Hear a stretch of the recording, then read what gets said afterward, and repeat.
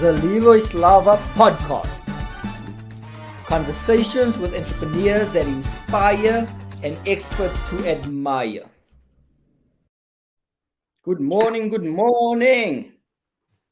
Lonwabo Fololo. Hey, good morning, brother. How are you, sir? I'm awesome, man. And yourself? Good, man. Healthy and well. Good to see you. Same here, my man. And thank you for joining us. I think while we wait, let's wait for a few people to log on before we start. And then we go for it. So you've been busy these days, eh? Yeah. I see you everywhere. Hey, with DJ Boo, with Vusi Tembeguayo.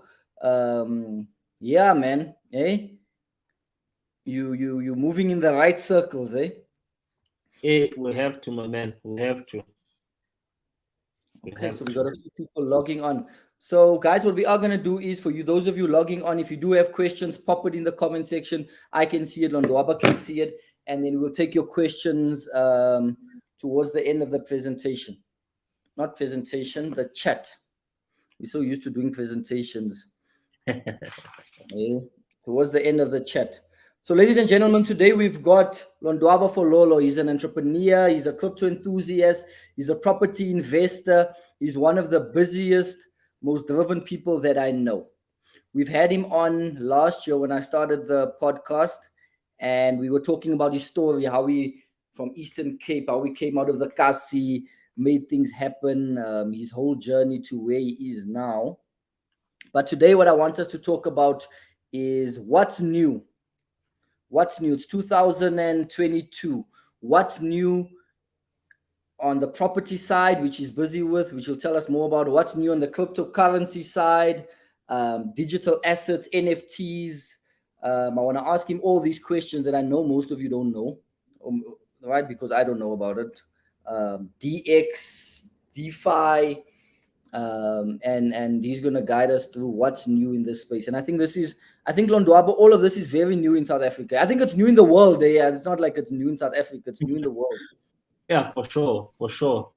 And it's I think for the first time in history, we have an equal opportunity with the rest of the world to ride this new innovation. And and to change the lives of ordinary South Africans and Africans. So it is a very exciting time indeed, because right now the only thing anyone needs is just internet connection, and you are in a whole new world where you can make things happen. So it is an exciting time for Africa, and I hope everybody wakes up and really takes this seriously. Yeah, no, true. Your line was fine before we started. Now you're a bit blurry and it's a bit scratchy.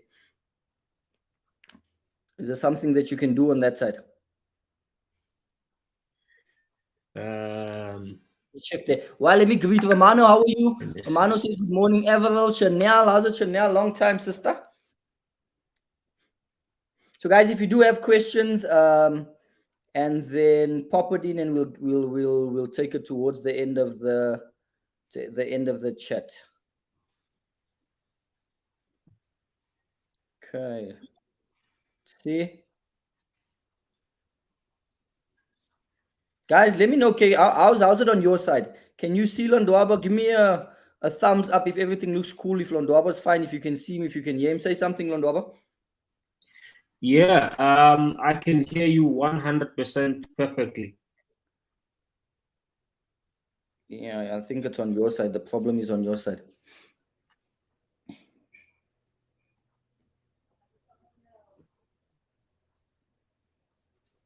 Okay, they say they can hear, so let's go. So Lonwabo, let's start before we get into the cryptocurrency and the digital asset side of it. Let's talk about you're having a real estate summit this weekend. Maybe tell us more about what's happening on Saturday. Yeah, so maybe let me just do a bit of background to what we're doing. When I used to be a real estate agent. I started learning about property investing as early as 2007. And it's always been, I created my first trust in 2010, bought my first property in 2009. So real estate has always been my first love. And what happened was, I sort of, sold all my properties. I didn't have a property to my name. Then started rebuilding my property portfolio back in 2018. But at that time, I was leading a community of cryptocurrency entrepreneurs, and people were sort of like listening to me talk about property. And one of sorry, man, sorry to stop you there. Leseja also says, he says your connection is not great. You breaking up. So I don't know. Can you check? Do you have another thing to change to? Okay, perhaps? wait, just give me a moment. Okay, guys. Apologies for that. He's coming back now, and then we'll start again. So there's a real estate summit on Saturday. I'm one of the speakers on there. He's going to give you more information. So I'm starting off at 10 a.m. on Saturday, right? It's going to be online. It's going to be on Zoom. I'm going to start and tell you and show you how I went from buying the wrong properties when I was in my mid-20s to eventually doing developments, going from sheriff's auctions to buy-to-lets to multi-lets to eventually to a couple of buildings. So that's what I'm going to be sharing, and why real estate is a good investment, right? We got Leseja Tuna. He's also on here. He's going to be talking about how to buy from sheriff's auctions and private auction. Leseja, am I right? So he's going to cover sheriff's auctions, the do's and don'ts, because everyone knows that it's good to buy at sheriff's auctions, but there's a lot of challenges and things you need to know before you buy there. Clarissa, how are you? Lonwabo, you back? No, I can't hear anything. Or not really. So that's going to be Saturday, guys. Real Estate Summit Saturday. When Lonwabo comes back on, he's going to tell you where to get the details so you can register and get yourself honored. I'll also be sharing it on my page. If you want to get into property, and so this is a good start for you. There, we see you. Yes, so man, you're actually a very handsome guy. Eh? Hey, guys, you agree with that? Eh? He looks good, eh? Yeah, okay. I hope it's better now. Much better, much better. You're not on borrowed Wi-Fi here now. So I was telling them about the summit that I'm on and what I'm going to be talking about. And Leseja is also on here. I told him he's going to go with auctions. Maybe if you can tell them more, give them more detail. Yeah. So the whole idea is we want to create a summit where people can learn about investing in real estate. And we have put together, a team of people from diverse backgrounds with different experiences in real estate. But, they've got one thing in common. They all love real estate, and they're all, investors in real estate. So, I will talk about, setting up the right structures to build your property portfolio and to make sure that you're building something that can last for generations. So I'll be talking about those stuff and just sort of like, also teaching about, what happens when you use the wrong structure. What happens when you buy, and create a massive property portfolio in your own name? What are the pitfalls? So those are the things I will personally be covering. And Mandilake, who has got a inside info as far as taxation is concerned. He used to work for SARS. He's also a property investor, very passionate about educating people about everything related to tax. And why tax it's something that we should not really be afraid of as real estate investors. And then Lihle will be talking about, student accommodation. He first got involved into property and bought his first student accommodation at the age of 23. No credit history, so it's going to be phenomenal to hear from him as well. To teach us, teaching everybody, how to get involved into student accommodation. So that's what is happening this Saturday. We're starting at 10 o'clock. We're going to end at, 4 o'clock, hopefully. But it's quite a power-packed session.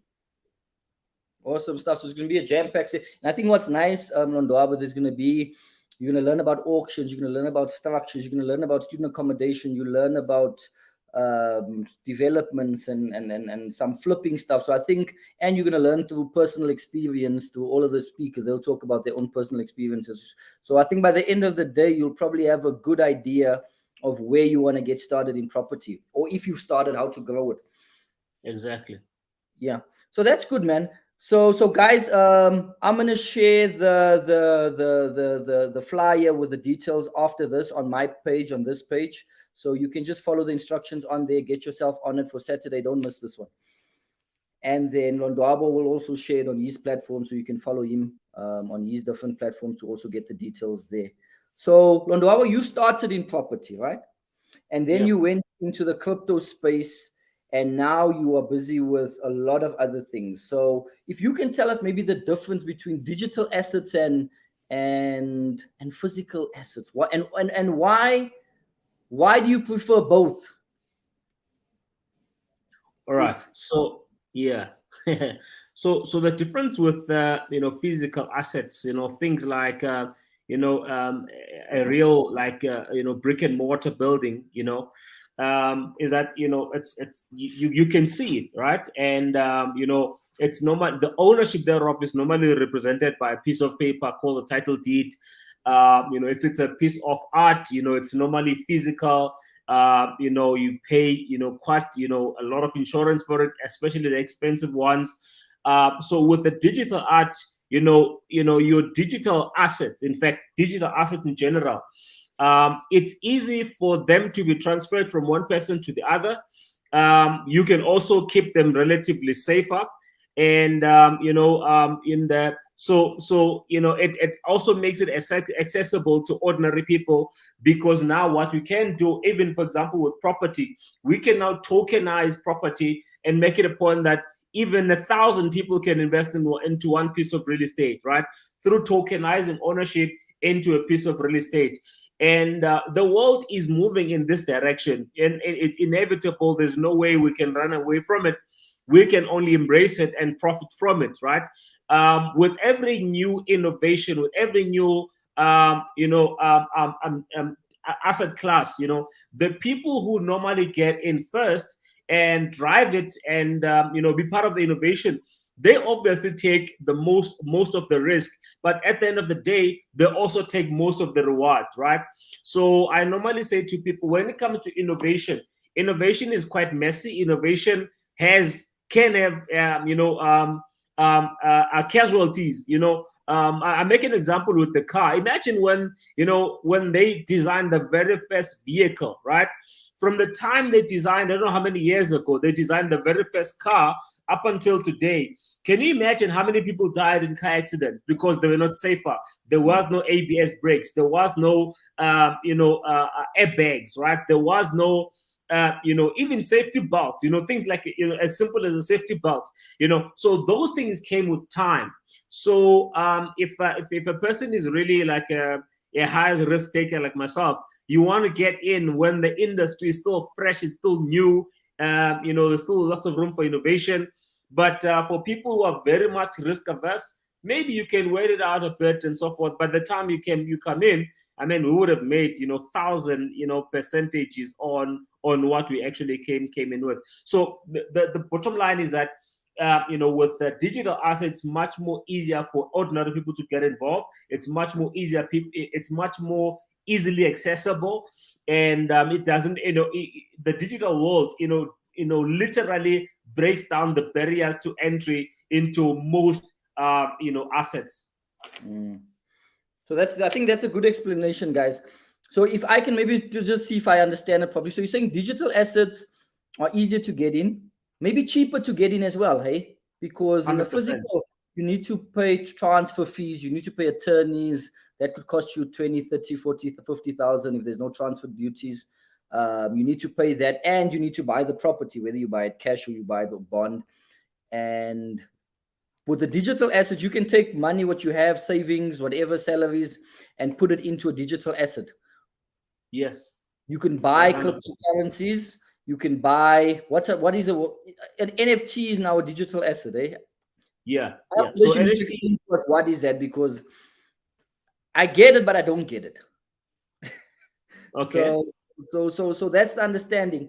But what you're also saying is that innovation is messy, that with new technology comes a lot of ups and downs. Yep. Ups and so you can't be very emotional when you get into these new things, eh? 100%. But now for someone that's not like you, someone who's not brave and takes on a lot of risk and loves going into new things, and what advice would you give to someone like that? Like that's most people actually. Yeah, That's yeah, most people.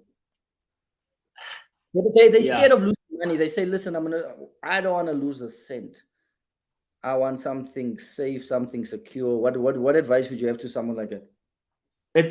I actually find it very interesting when someone says, I don't want to lose money, right? Nobody wants to lose money. No one go out there and say, let me see how much money I can lose today, right? Everybody wants to make money.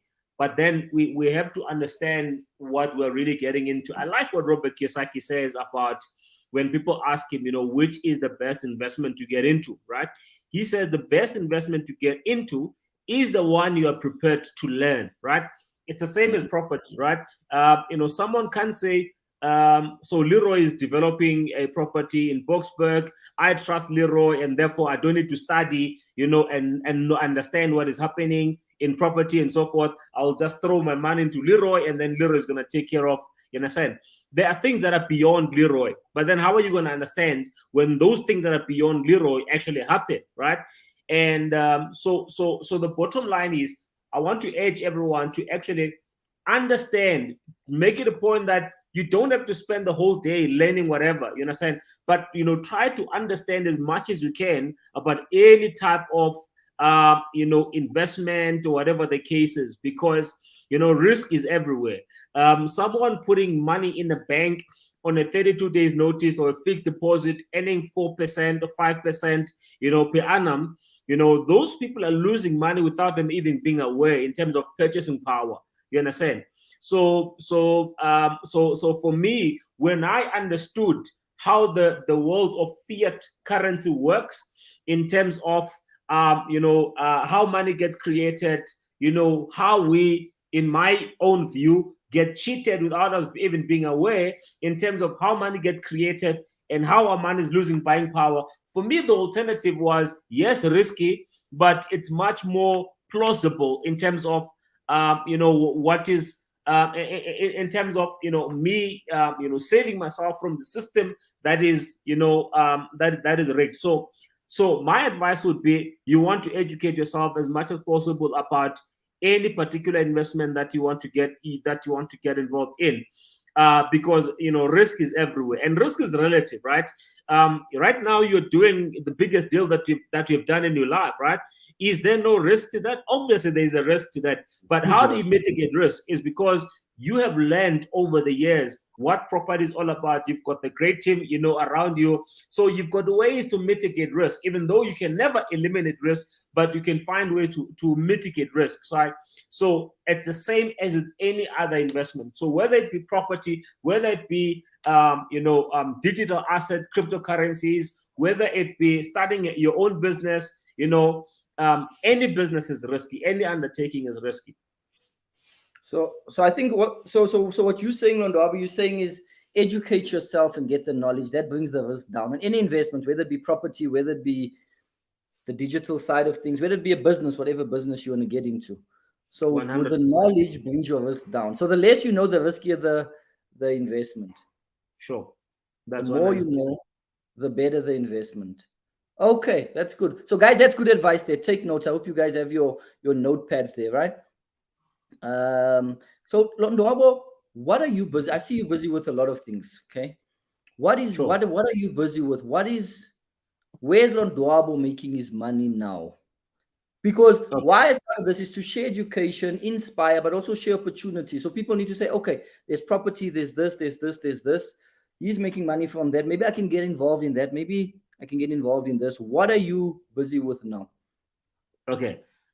So I'm busy with quite a few things, and when you say where you're making money, you will. So there's places where I'm basically spending money but not making money yet, and spending money, spending time, but understanding that this has got the potential, to be worth R1 billion one day. Do you understand?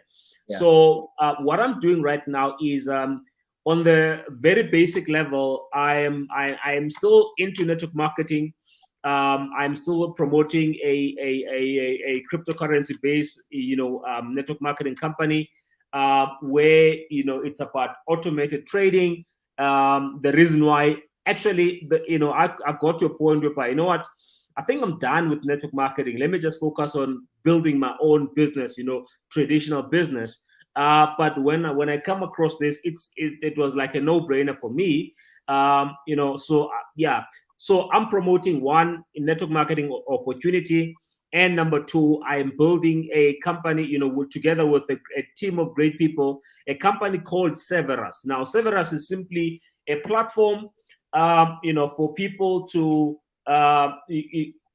convert their fiat currency, which is their rand, into digital currencies like your Bitcoin, Ethereum, and so forth, and to interact with that world in a safe and secure manner, right? That is Severus. And at the very same time, someone has got cryptocurrencies, but they want to convert it into fiat, but they want to do so in a very safe and environment. That's what Severus does. So on a very basic level, Severus is a platform for fiat on-ramping and off-ramping, from crypto to fiat and from crypto back into fiat, right?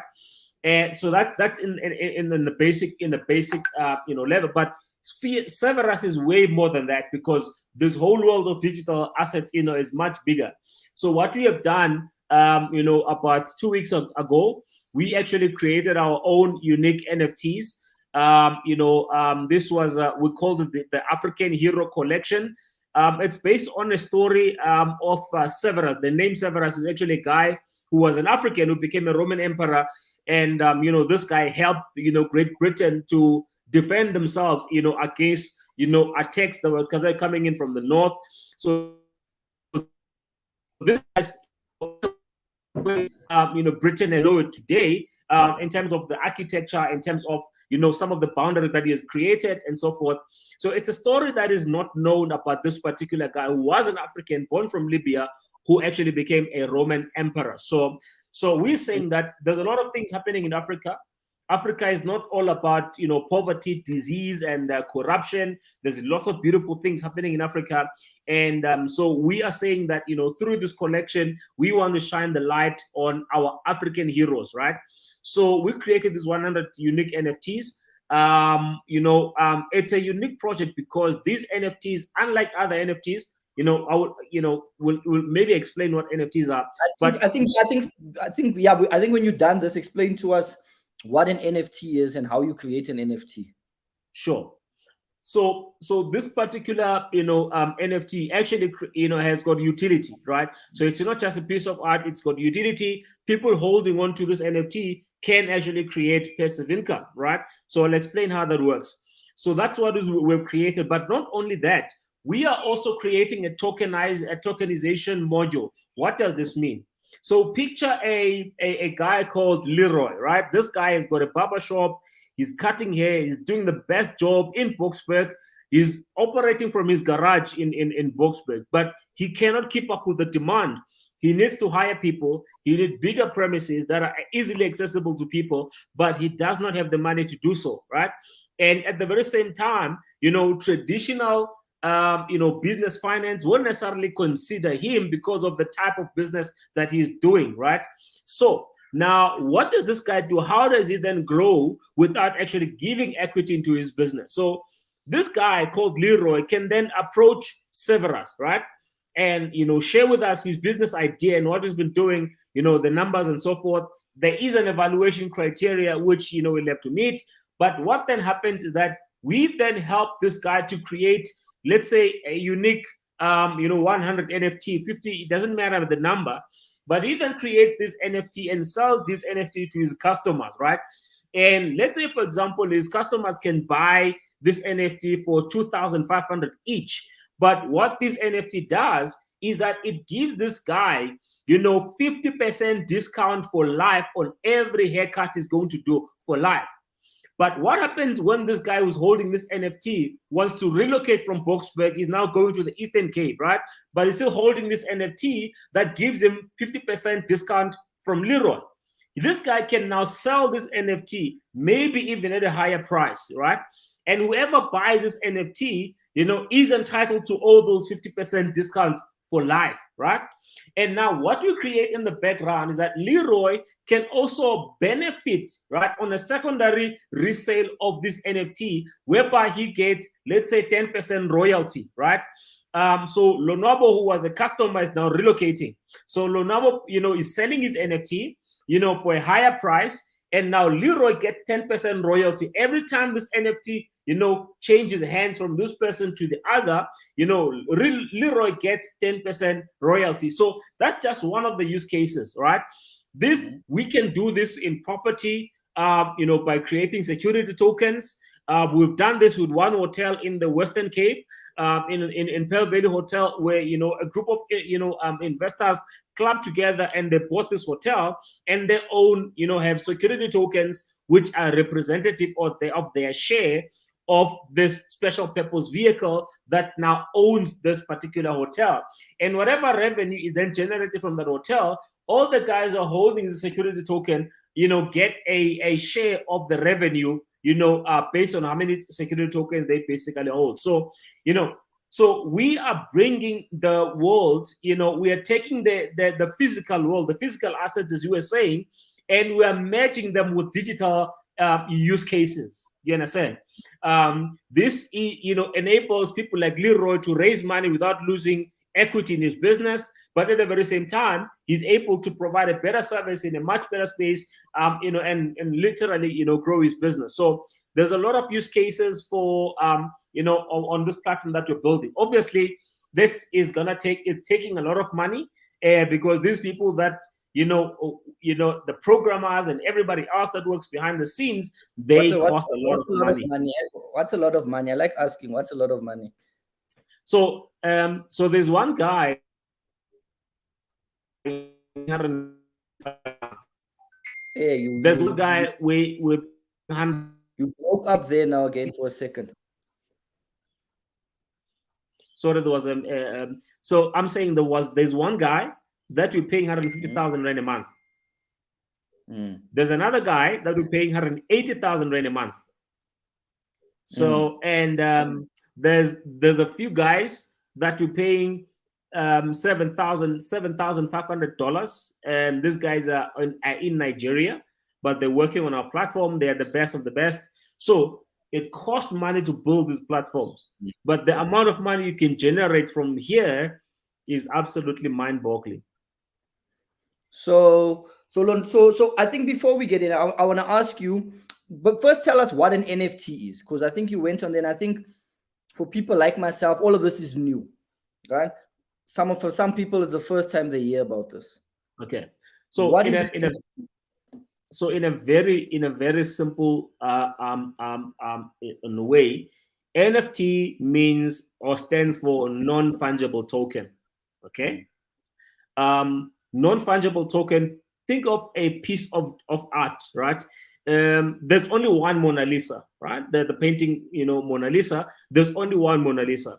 Even the guy who painted Mona Lisa, if he were to paint another Mona Lisa, let's say he was alive today, he can never paint it to be exact.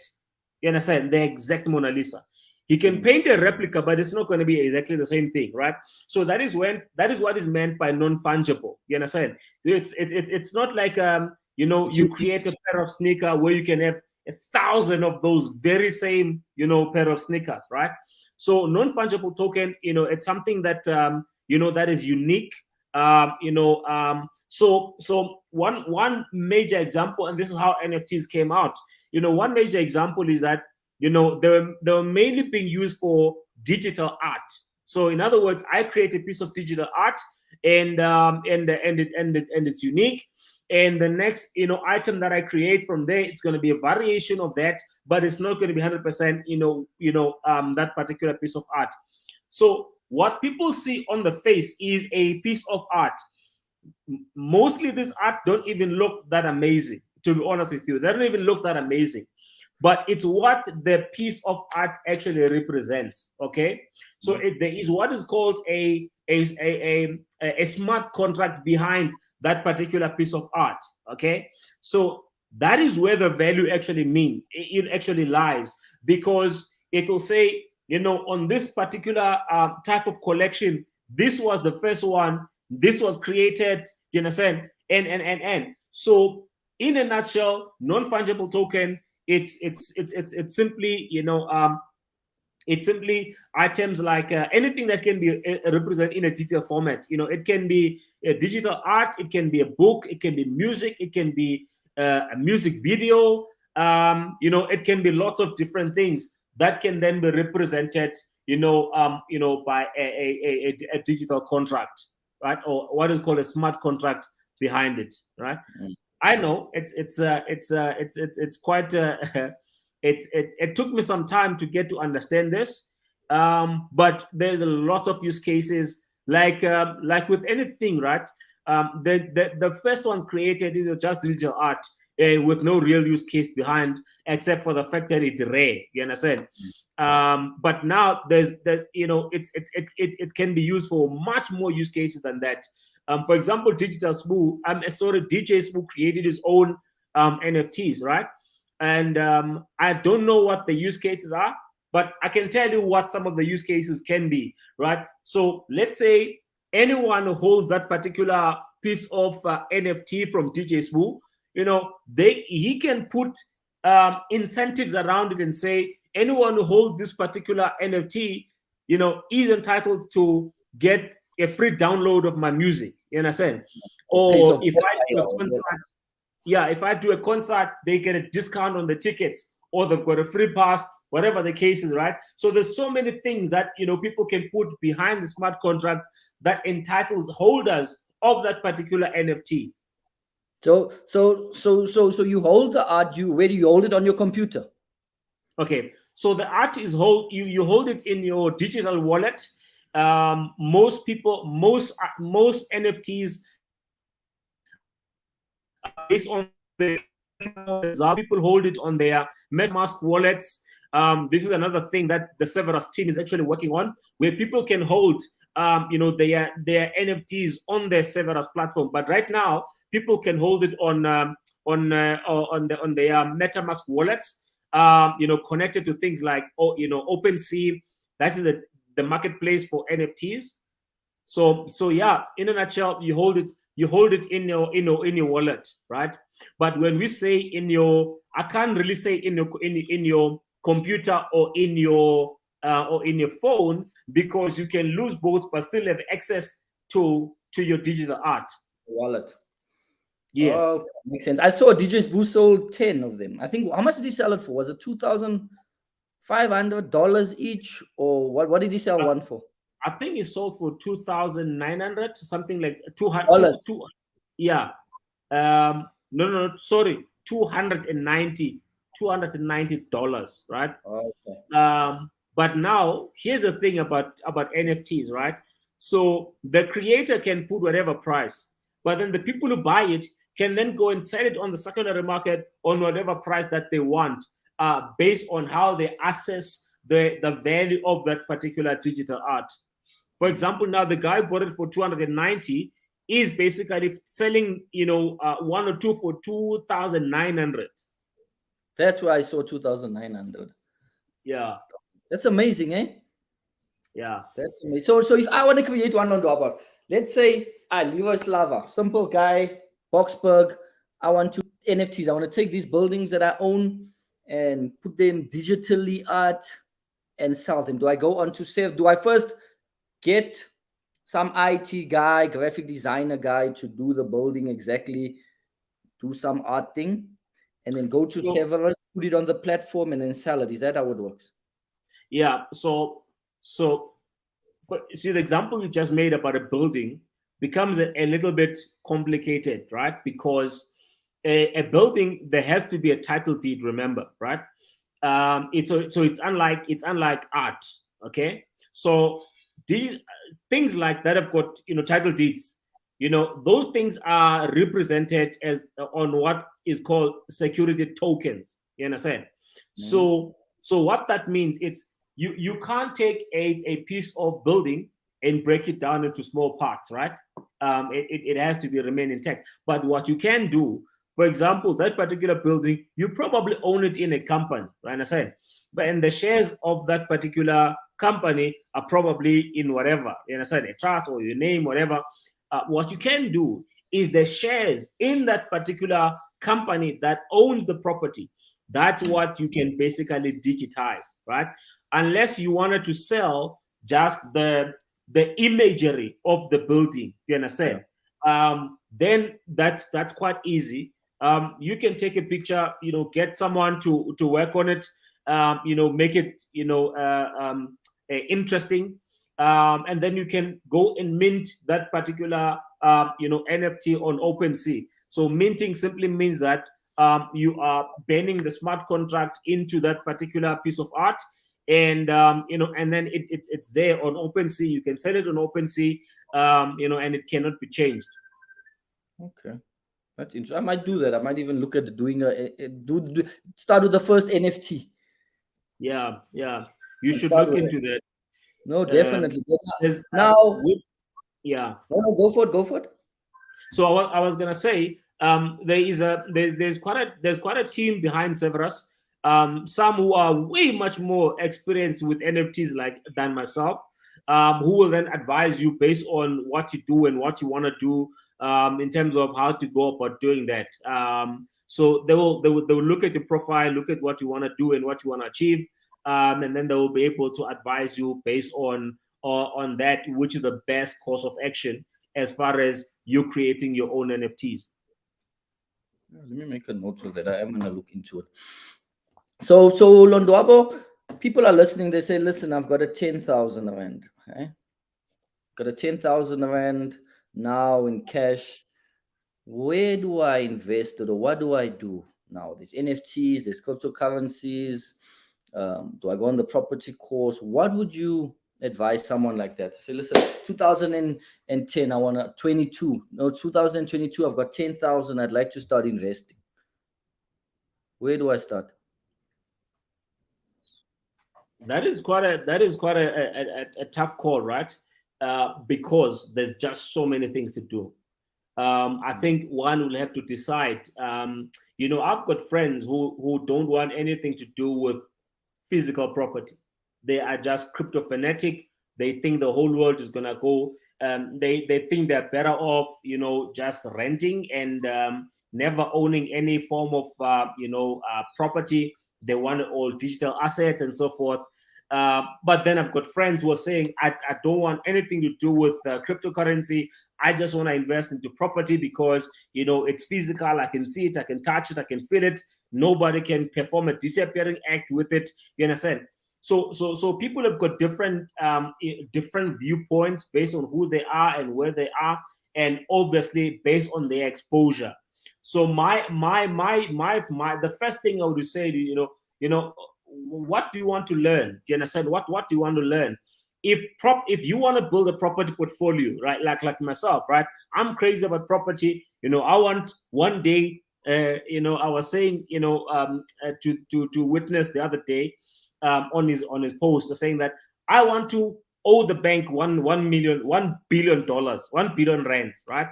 That's what I want to owe. That's my goal. What debt? So much debt. Right? You want so much debt?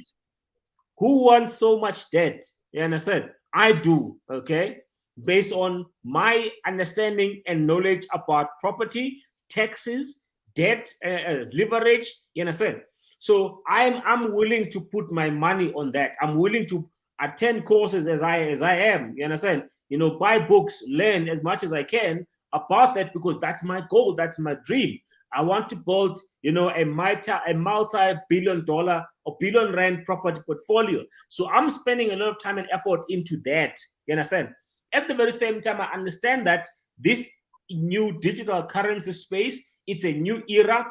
I will get multiples of my money in a much shorter time frame than what I would in real estate. But then I can go into crypto with somebody else's money. I can build a property portfolio using the principle of OPM that you guys teach so well, using other people's money, right? The bank's money, private angel investors, and so forth. I can't do that with crypto. Do you understand? So that is why, for me, these two worlds, in my view, complement each other. This is long-term, it's legacy. This one is fast-paced, high risk, high return. You understand? So I would say you want to spend time learning and decide which way do you want to go. If property is your thing, attend every course you can about property. You understand? So that you're not narrow-minded about it. Like I was. I just wanted to do townhouses and so forth. But now I'm like, no, man, there's money to be made in student accommodation. Let me spend money, time, and effort in learning about student accommodation. There's money in development, right? Let me spend money, time, and effort in learning about development and getting involved in development. So, my view is find out what do you want. If cryptocurrencies is what you really want, spend money in that direction. You understand? Don't just buy, for the sake of buying. You understand? You want to learn. If you look at the top 10 cryptocurrencies in the world today, and look at it 5 years ago, that list is different than what it was 5 years ago. There's a lot of currencies that were there that are no longer there, but there's also a lot of currencies who were there who are still there. You understand? So if crypto is the way you want to go, then there's a completely different discussion about which ones are more high risk than others. For example, Bitcoin. Bitcoin is not as high risk as what it used to be as compared to all the new ones, right? Right now, Bitcoin has been adopted by a lot of people, a lot of big organizations. Tesla bought Bitcoins for $1.5 billion, right? All the top hedge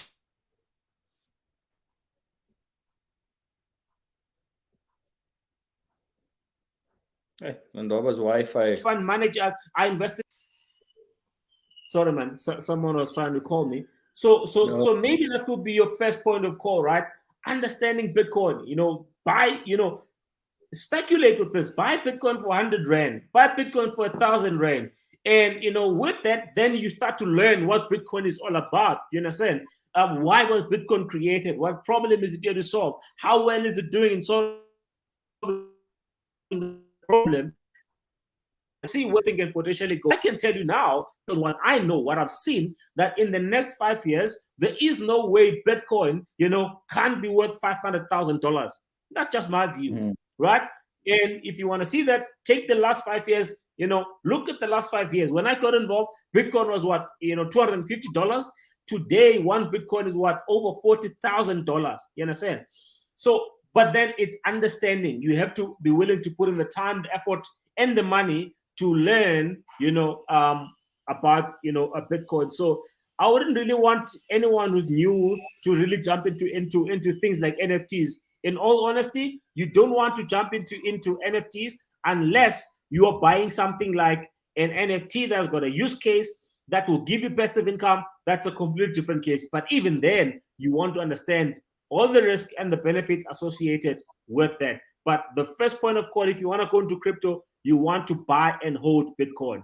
You can look into other things like trading, into mining, into decentralized finance. You can look into those things later, but first understand why was cryptocurrency created.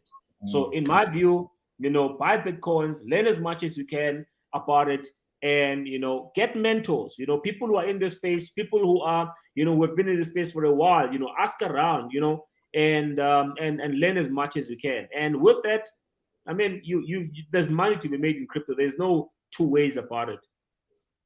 Yeah. So can we go to Severus, take out 10,000 and buy Bitcoin on them and keep it?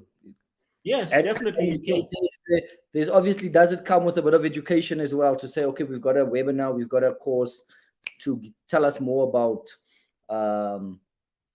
crypto, NFTs, DeFi. There's other things, DEX and IDO, which probably I don't even think we should. Or maybe, do you want to get into that quick for 2 minutes?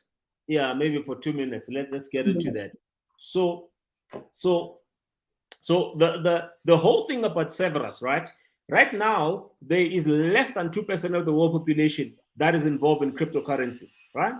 And that number, could be a little bit more in Africa. Maybe there's more than 2% in Africa. But what we are saying is that this is a great place to get involved in. The only way to get people involved in this place is if we educate people about what cryptocurrencies are. So education is at the forefront of the strategy for Severus, to grow our platform. So that is why we do community calls. We do, for example, this coming Friday, we've got a seminar, free seminar. In fact, it's a masterclass where we're going to talk about IDOs. What are IDOs, right?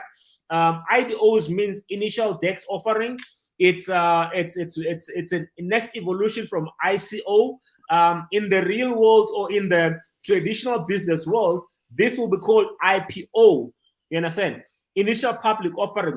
When Leroy's property holding is going public and he's selling, shares into his company, he will do what is called an IPO. People can then buy shares into Leroy's company, and in no time, as the shares grow, obviously, the value for those people actually grows, right? So we've got an equivalent of that in the cryptocurrency space. It's called either IDO or ICO, right?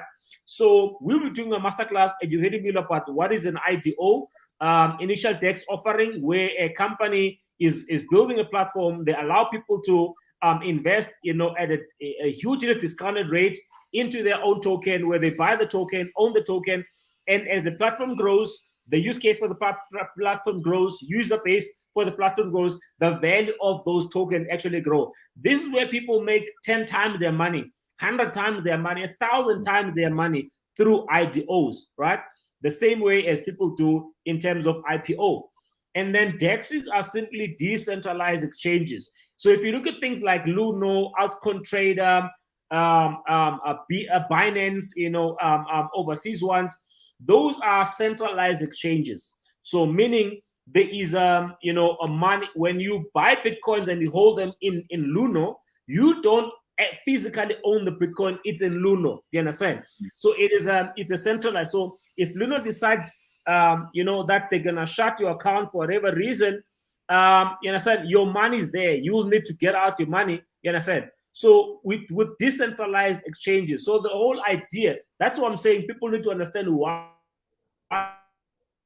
cryptocurrency, everything else that developed, it's basically building from why cryptocurrencies were created in the first place, right? So decentralized exchanges are also another exciting place for people to buy, tokens, cryptocurrencies, where they can swap basically. You can swap this token for that token, on a decentralized exchange. So that is what we're also building at Severus, a decentralized exchange where people can swap, tokens for this token for that token, and it's normally the fees are a bit lower than centralized exchanges, and there's quite a few differences between the two, but that's all going to be covered in the masterclass we have this coming Friday. So wait, how do we get onto that masterclass? So I will share the link in the comment section on this particular video. I will also share it on my social media. You can also follow Severus on Facebook. You can follow us on Twitter. You can follow us on Telegram. Once you follow us on these platforms, you definitely want to get onto our Telegram channel, because that's where we discuss even into more detail, a lot of other stuff that we are doing or that we're planning to do. Awesome. So will you share all those links in the comment section for these guys? 100%. Okay, awesome. And guys, you know what? Lonwabo is one of the only people that's brave enough to say, I like money.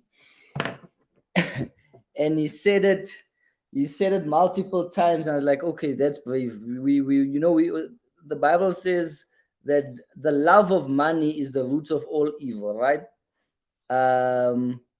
But he says, I like money, which I like that, because and why do you say that? Because you're one of the only people that's brave enough to say, hey guys, I like money.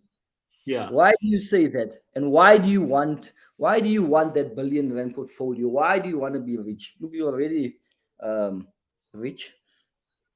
Why do you want more money? So it's quite simple. I grew up in a shack, right? I grew up with my grandmother. Poverty to me is not an academic subject. I've lived through it. There's nothing anyone can tell me about poverty that I don't know. You understand? So I've lived through poverty, and so for me, I know it can never be God's plan for anyone to live through poverty. You understand? The only place where people experience poverty, in the Bible is when they were not in the right standing with God. You understand? So it's never a right thing. You understand? It's never a right thing. There's nothing godly about poverty. So that's number one. But number two is, even in that state, I understood the principle of giving, understood the principle of adding value. In that state where I was poor, I would share my clothes with the guys I was around with, right? I would share my food with the guys I was around with at the time that we were fellowshipping together. I would share everything that I have with the guys, right? And it's a matter of the more I can have, the more I can be able to share. You understand? So if I was able to share from a point of lack, how much more from a point of having? Do you understand? So that's the second thing. And the third thing is, in all honesty, Leroy, this emanates from my belief in God. And that is why I say I like money, not love money, because I believe love is reserved for two things and two things only, and that is people and God. You understand? We can like things. I can like my clothes. I can like my car. I can like money. I can like things. But love is reserved for God and for people. You understand? So I believe that it is God's will for us to prosper and to be in good health, and that's the thing. If not through what I do, then through my life, let people learn that it is God's will for people to prosper. You understand? If not through what I do in terms of my business models, but let people learn through my life that is why a lot of people don't like talking about where they come from. They like to talk about where they're going. You understand? I do both, because why? I get to inspire someone who's in the same position I was, 20, 30 years ago.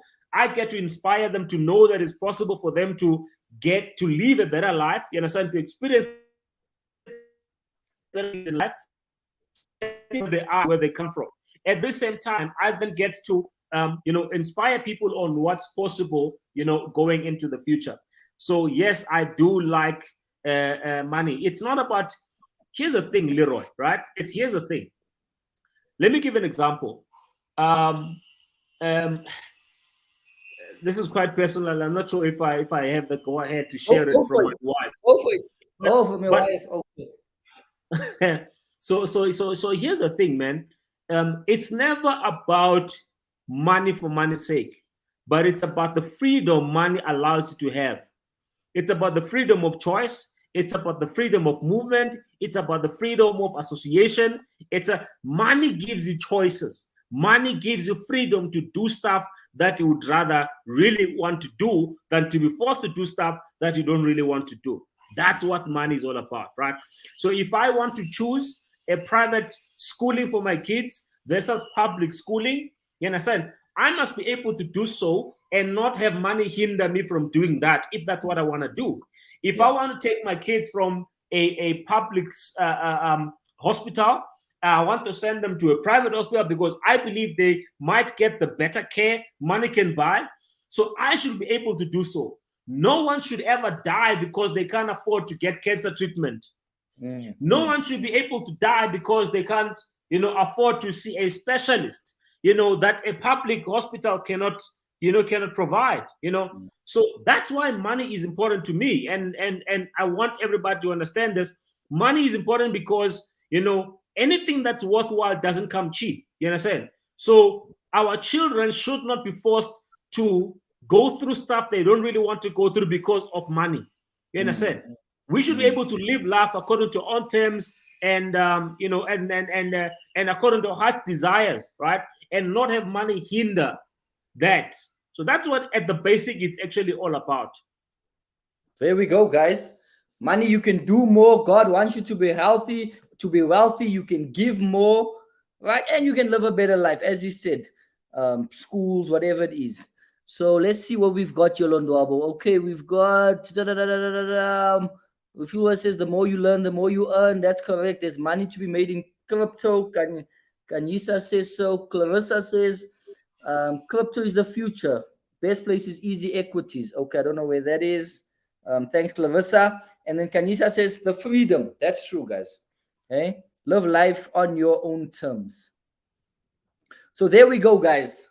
Lonwabo Fololo. And he's an author too. We forgot an author. Can you show us? Do you have a book next to you there? Can you show us the book? Okay. There's a book there. The business model. Where do we get this book? 21st century business model. Yeah. So right now, from the month of March, it will be available on all major bookstores. But if you can't wait that long, you're more than welcome to reach out to me. We do courier nationwide. So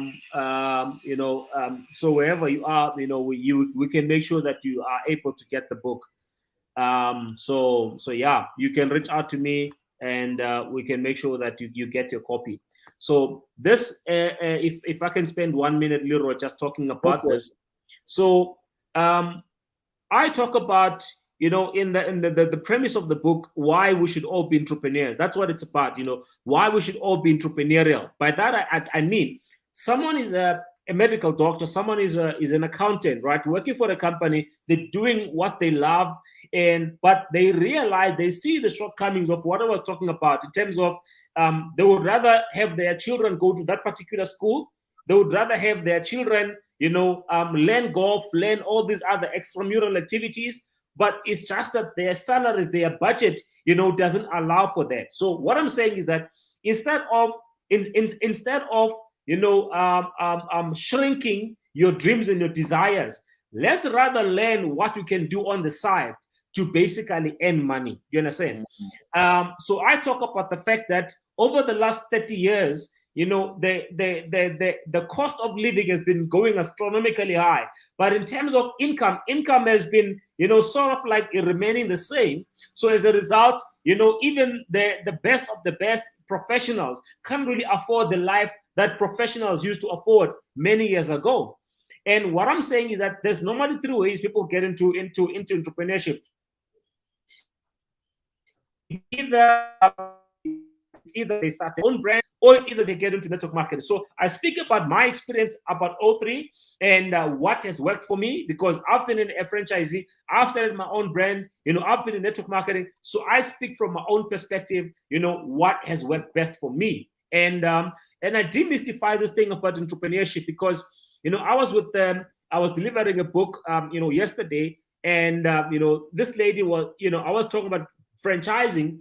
This lady was asserting that franchisees are not necessarily entrepreneurs, and I beg to differ, because an entrepreneur, I speak about my grandmother, right?